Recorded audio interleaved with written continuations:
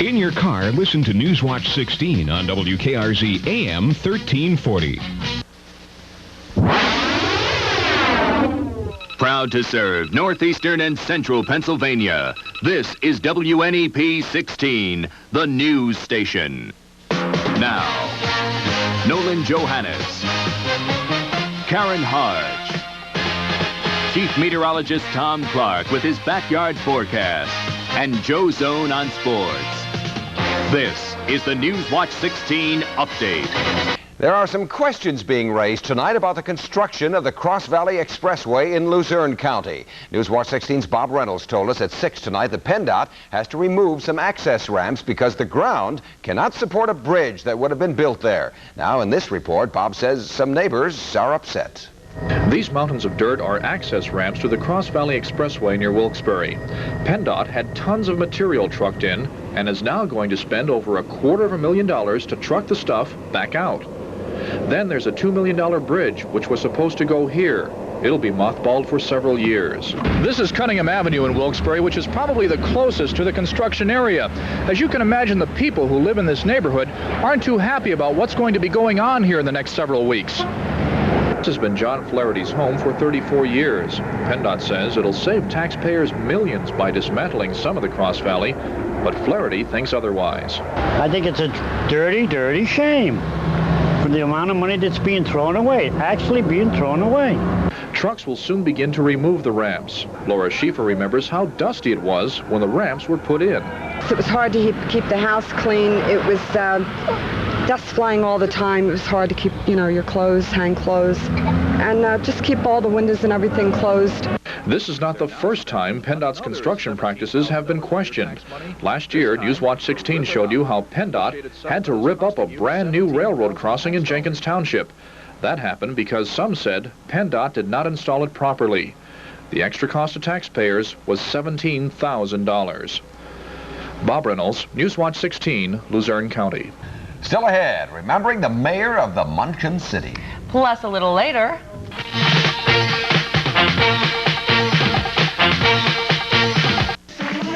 dance to the music and catch the fever. Dance Fever. This week, join Denny Terrio and couples from all over the world dancing their way to fame and fortune.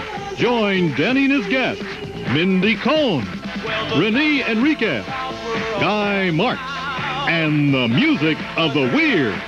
Catch the fever. Dance Fever.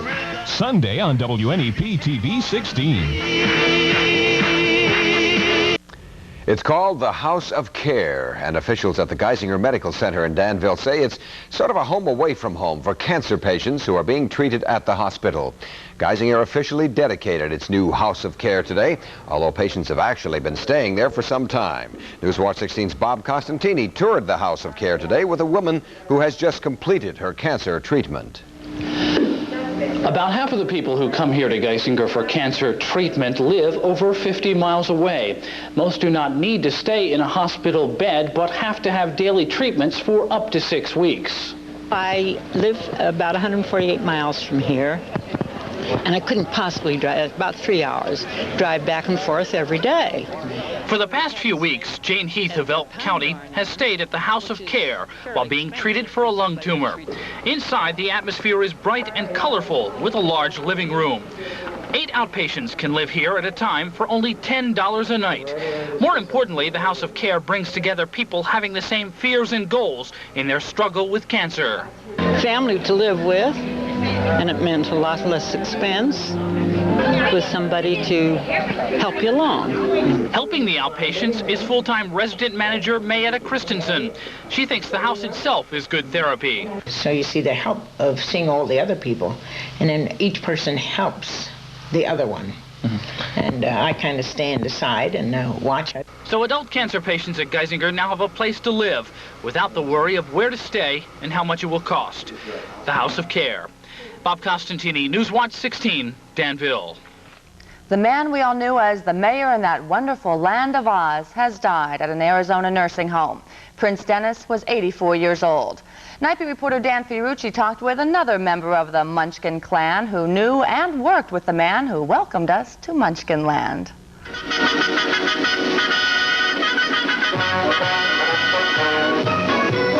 He's Prince Ludwig, and he's most famous as the mayor of Munchkin City in the motion picture classic, The Wizard of Oz. As mayor of the Munchkin City, in the county of the land of Oz. This week, Prince Ludwig died of old age, and so we got together with an acquaintance of his from Wilkes-Barre, Adam Kazicki, who also played in The Wizard of Oz. See the one with the tassel on it? Uh-huh. That's me. That's you. And you were how old when that was filmed? 20 years old. 20. Yep. Tonight, Mr. Kazicki reminisced with us and shared some of the secrets of the filming of The Wizard of Oz. Well, he had a voice which coincided with the movie. He had a nice voice. Yes. You see the voice? In the county of the land of Oz. That is nice. The scene of this twister business, it didn't come out good in color. They couldn't shoot this clearly in color? No. It wasn't clear. It was slightly foggy. And so? They made the first part black and white. I welcome you most regally, but we've got to verify it legally. It was almost 50 years ago that The Wizard of Oz was shot, and the actors who played the parts are slowly leaving us. But the magic they worked will live on forever. Dan Fiorucci, Newswatch 16. Next on Newswatch 16 Update, meteorologist Paul Heppner, who's in for Tom Clark, and he'll be heading out to his backyard. And let's hope we have some sunshine for us for the weekend. A little bit of sunshine tomorrow morning, but the sunshine fades behind the clouds, and then it rains. When will it rain? Yes, when? We'll find out in 2 minutes.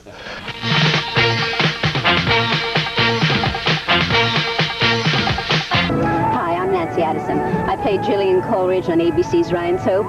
I'd like you to join me weekdays at 12:30 on WNEP TV 16.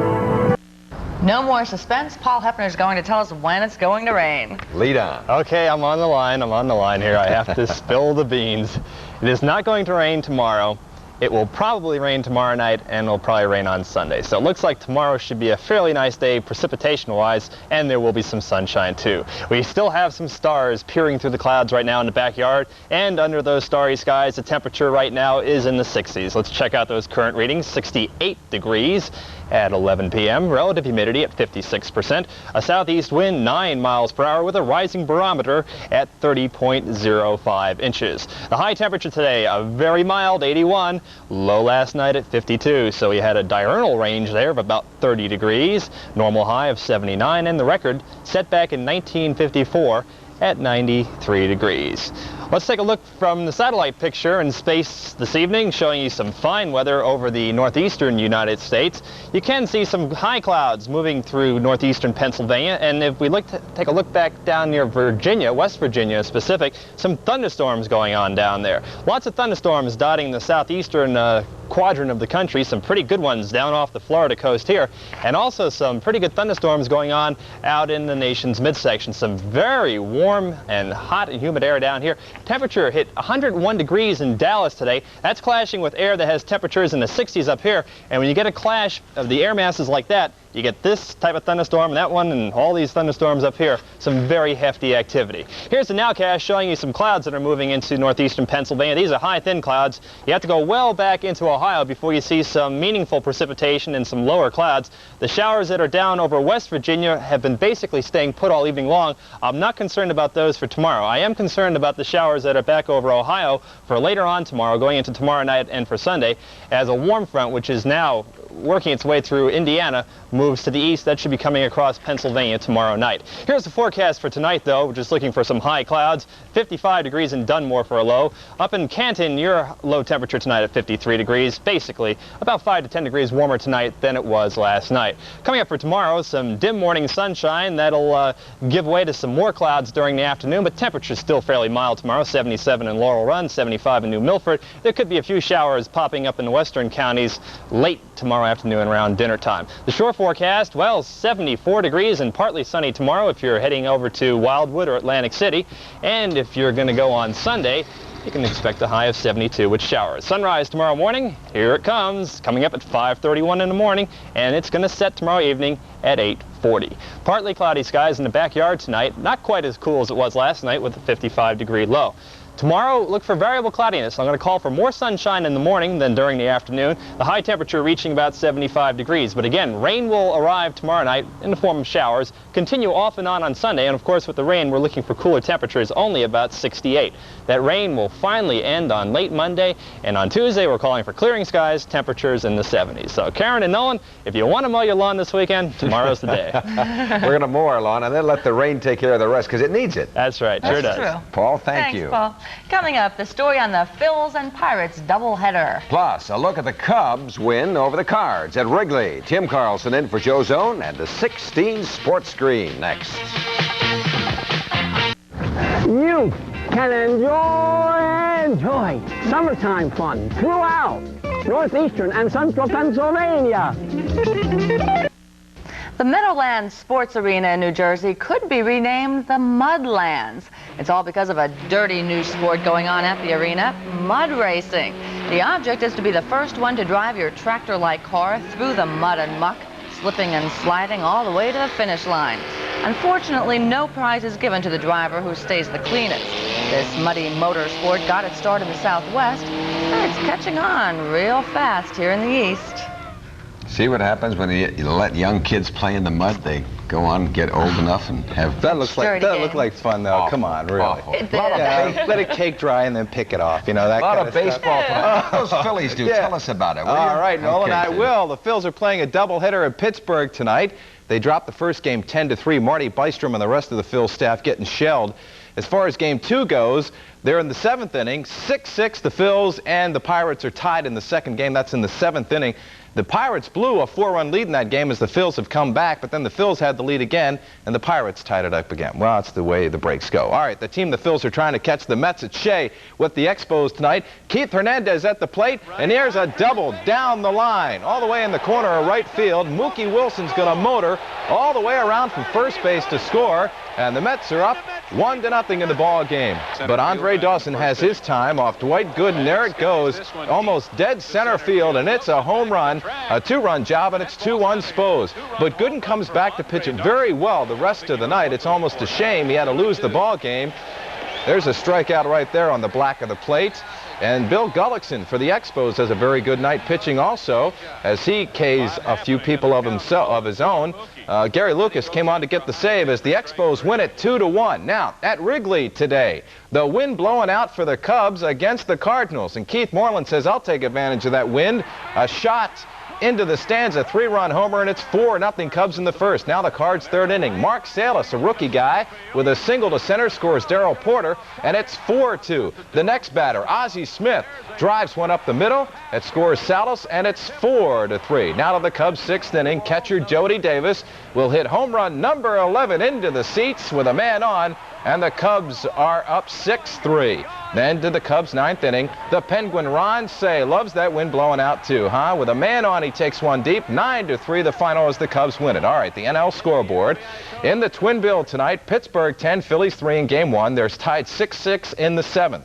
St. Louis losing to Chicago 9-3. That was the game this afternoon. All right, Montreal over the Mets 2-1. Cincinnati beat San Diego 8-7. L.A. over Atlanta 10-4. Houston 10-3 over Frisco. Birds hosting the Yanks in Baltimore tonight. Game 2 of the 4-game series. Sorry, Karen, the Orioles won 5-4. Was the final there. Mike Flanagan was the winner. The AL scoreboard now. Let's check it out. Baltimore over the Yanks 5-4. Detroit over Milwaukee 7-3. Boston beat Toronto 8-1. California leads Kansas City 2-0. Minnesota 6-3 in the 5th. CSLE, we'll give the papers a plug. Check the Saturday late editions for those scores. All right, USFL now. Jacksonville 26, Pittsburgh nothing in the third period. Oakland 10, Denver 10, Oakland nothing in the USFL this evening. All right, Friday night at Pocono Downs. Got the third race feature job, and the numbers in the screen. The Daily Double 5-7, 91-20. Third race triple 3-2-6, 3-12, and 90. All right. Now, you might be saying,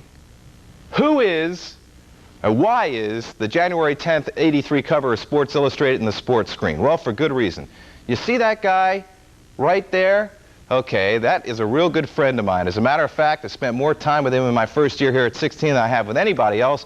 Excellent sports photographer Scott Dobson, and he is going to be leaving us. We're sorry to see Scott go, but he's going on to, well, he's going on to further his career with a good friend of his, as a matter of fact, Tom Verrato, who he used to work with here at 16. He's going to be a sports photographer, the chief sports photographer in Cincinnati with Tom Verrato as one of the people he's working with, and Scott's going to further his career and really do a bang-up job out there. All of us in the sports department and everybody here, sorry to see Scott go, but I'll tell you, we wish him well, and good luck to you, buddy. All right. Okay. And we have a little bit more on Scott coming up, I think. But still ahead, still going strong after all those years. But first, here's tonight's winning lottery numbers. The daily number is 320. And the winning lotto numbers are 22, 31, 10, 34, 11, 2, the alternate 26. We'll be right back. Finally tonight, they say true love goes on and on. And there's no greater proof of that than this couple from Luzerne County. Stella and Bill Corcoran are getting married again. They did this once before, but that was back on June 22nd, 1921. Then, of course, Bill and Stella were quite a bit younger. Now he's 91 and she's 85. Their health isn't as good as it was back in 21, but they still can say their I do's. In sickness and in health until death. The Corcorans have seen many ups and downs in their 63 years together, but have still managed to keep their sense of humor. What kind of a marriage did you have? A bugger. Have to say something funny. Just before renewing his vows, Bill told me that an important part of his life with Stella has been respect.